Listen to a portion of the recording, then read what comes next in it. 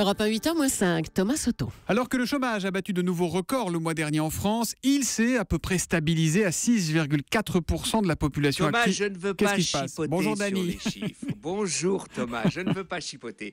Mais en fait, le chômage a baissé de 81 000 chômeurs, donc c'est stabilisé à 6,3%. C'est ça qu'est l'information allemande alors qu'il monte en France. Eh ben vous avez raison d'être précis, mon cher Dany. En tout cas, c'est simple là-bas. C'est le chiffre le plus bas depuis 1990, c'est la réunification. Mais que font-ils mieux que nous? Est-ce que c'est vraiment une question économique ou une question d'état d'esprit?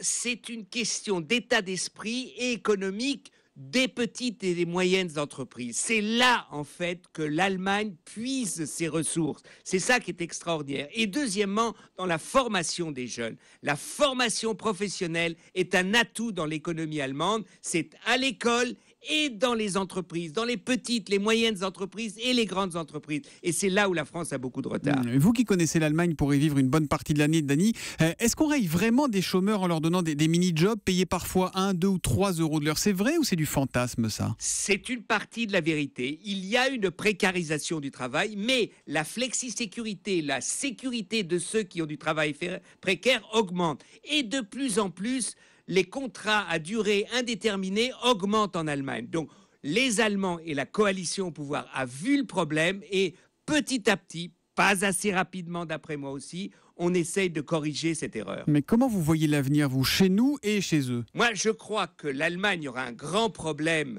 avec son problème démographique. Deuxièmement, les Allemands ont vu que dans les 10 à 20 prochaines années, la digitalisation du travail, c'est-à-dire les nouvelles technologies vont supprimer 12% des emplois. Ils font une grande conférence nationale, gouvernement, partenaires sociaux, patronat et syndicats, pour justement affronter l'avenir. C'est ça la force d'affronter l'avenir. Et la France n'y arrivera que s'ils affrontent l'avenir. Il ne s'agit pas simplement de défendre le travail, mais il faut savoir créer un climat pour créer de nouveaux emplois, pour inventer. Et ça, la France doit faire cet effort. En tout cas, Dany Cohn-Bendit, il travaille chez nous, en France, à Europe 1, et ça va continuer l'année prochaine. L'humeur de Dany tous les matins à 8h-5 sur Europe 1. À demain, auf Wiedersehen, Dany. Oh, ciao, ciao, goodbye.